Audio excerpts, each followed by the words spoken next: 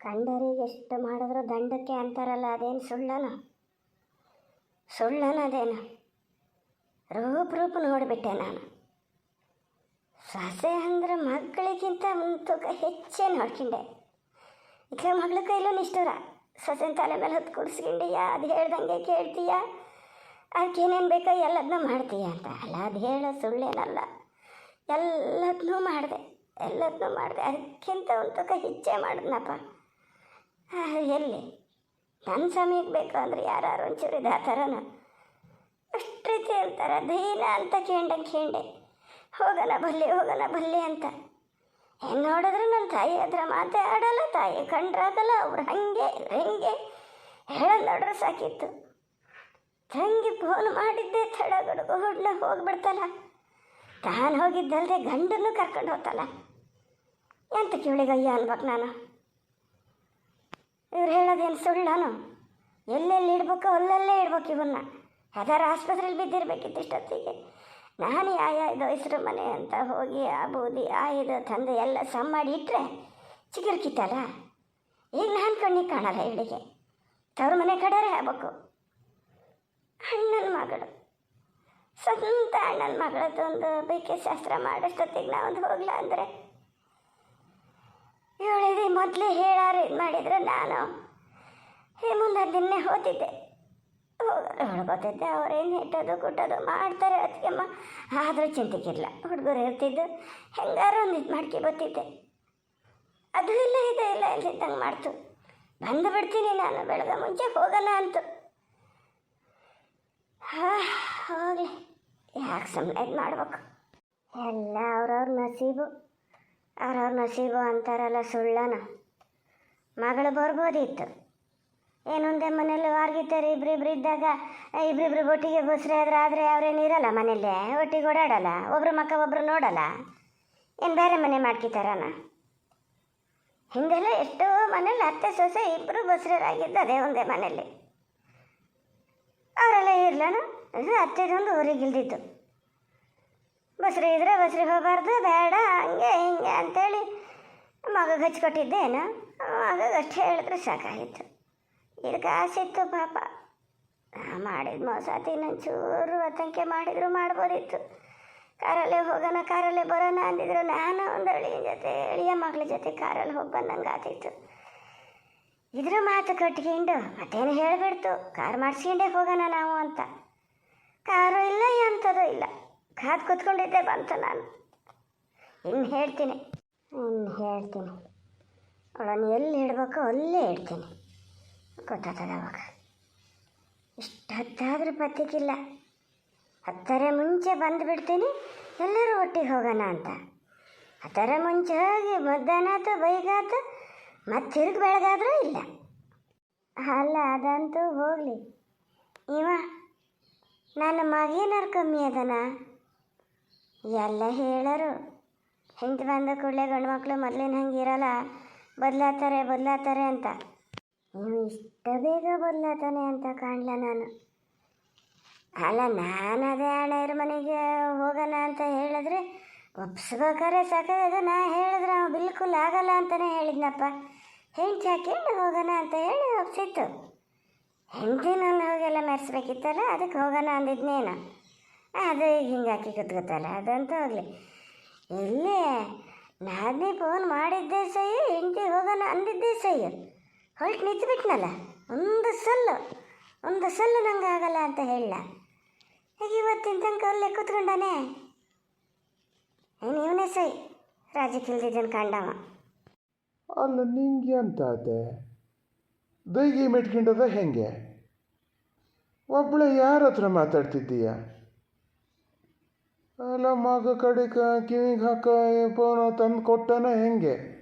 ಅವನ್ನೇ ಹಾಕೊಂಡು ಮಾತಾಡ್ತಿದ್ದೀಯ? ಹೆಂಡ್ತಿ ನಾನು ನಿಸ ಆಗ್ತೀಯ ತಂದು ಕೊಡ್ದೆ ಅಂತ ಮಾಡ್ತಾನೆ. ಮತ್ತೆ ಎಷ್ಟು ದಿವಸ ನೋಡ್ತೀನಿ ನಿಮ್ಮಿದು. ಓ, ಮಕ್ಕ ಬಾಡ್ ಬೆಕ್ಕಿನ ಹೆಣ್ಣಾಗಿ ಹೋಗಿದೆ. ಯಾರು ಎಂತ ಹೇಳಿದ್ರು? ಅಣ್ಣನ ಮನೆಯಿಂದ ಏನಾರು ಫೋನ್ ಬಂದಿತ್ತಾ? ಅದು ಹಾಗೆ ಹೋದ್ರೂ ಮಾತಾಡ್ಸೋಕ್ಕಾಗಲ್ಲ.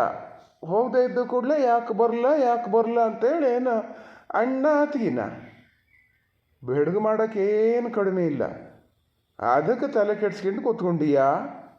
ಸ್ವಲ್ಪ ಸುಮ್ಮನೆ ಇರ್ತೀರನ್ನಾರ. ತಂದೆ ನಂಗಾಗ್ಯದೆ, ಅದ್ರ ಮಧ್ಯಕ್ಕೆ ನಿಮ್ಮದೊಂದು.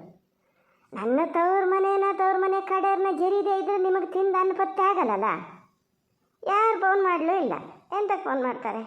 ಅಷ್ಟು ರೀತಿ ಫೋನ್ ಮಾಡಿ ಹೇಳಿದ್ದ, ಬಾ ಇದ್ದಾಳು ಒಬ್ಳು ಬರ್ದಿದ್ರೆ ಏನಾಯ್ತು ಅಂತೇಳಿ ಹೋಗೋಕ್ಕಾಗಲಿಲ್ಲ.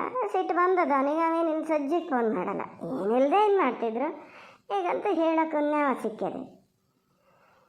ಇವರಿಬ್ರು ಗಂಡ ಹೆಂಡತಿ ಹೋದರು. ನಿನ್ನೆ ಹೊತ್ತಾರೆ ಮುಂಚೆ ಬರ್ತೀನಿ ಅಂದರೆ ಇಷ್ಟೊತ್ತಾದರೂ ಪತ್ತಿಕ್ಕಿಲ್ಲಲ್ಲ. ಅದೇ ಜ್ಞಾನ ಮಾಡ್ತಿದ್ದೆ. ಅಷ್ಟೈತಿ ಹೇಳಿ ನೀವು ಹೋಗ್ಬೇಕು ಅಂತ.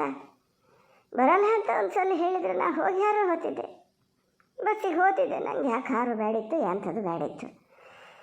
ಹೇಳಿದ್ರು ಅಲ್ಲಿ ಯಾರು ಒಬ್ಬರು ಬಂದು, ಇಬ್ಬರು ಅಳಿದಿಕ್ಲಲ್ಲಿ ಒಬ್ಬರು ಬಂದು ಕರ್ಕೊಂಡು ಹೋಗ್ತಿದ್ರು. ಅವರೇನಲ್ಲ ಅಂತಿರಲ್ಲ. ಭಾಳ ಮನಸ್ಸಿಗೆ ಬೇಜಾರಾಗ್ತದೆ ಜ್ಞಾನ ಮಾಡಿದ್ರೆ. ಓ, ಇದಕ್ಕೆ ಬೇಜಾರಾಗಿದ್ದಾನೋ? ಆಗಬೇಕಾಗಿದ್ದೆ ಇನ್ನೊಂದು 4 ದಿನ ಬಿಟ್ಟು ಆಗ್ತದೆ ಅಂತ ಮಾಡಿದ್ದೆ, ಈಗಲೇ ಆಗಿದೆ. ನಾನು ಹೇಳಿದ್ರೆ ಅಷ್ಟು ರೀತಿ ಹೇಳಿದ್ರೆ ಇಲ್ಲ. ಅಯ್ಯೋ, ನನ್ನ ಸೊಸೆ ಬಿಟ್ಟರಿಲ್ಲ, ನನ್ನ ಮಗನ ಬಿಟ್ಟರಿಲ್ಲ. ನನ್ನ ಮಾತು ಅವ್ರು ತೆಗೆದು ಹಾಕಲ್ಲ. ತಲೆ ಮೇಲೆ ಹೊತ್ತು ಕೂರಿಸ್ಕೊಂಡಿದ್ದೆ. ಈಗ ಗೊತ್ತಾತಾ? ನಾಯಿ ತಗೊಂಡೋಗಿ ದಂಡಿಗೆ ಹತ್ತಿದ್ರೆ ಅಂತ ಹೇಸಿಗೆ ಕಂಡಲ್ಲಿ ಇಳಿದು ಹೋಗಿತ್ತಂತ. ಹಾಗೆ ಅವಕ್ಕೆಲ್ಲ ಎಷ್ಟು ಮಾಡಿದ್ರು ಅಷ್ಟೇ.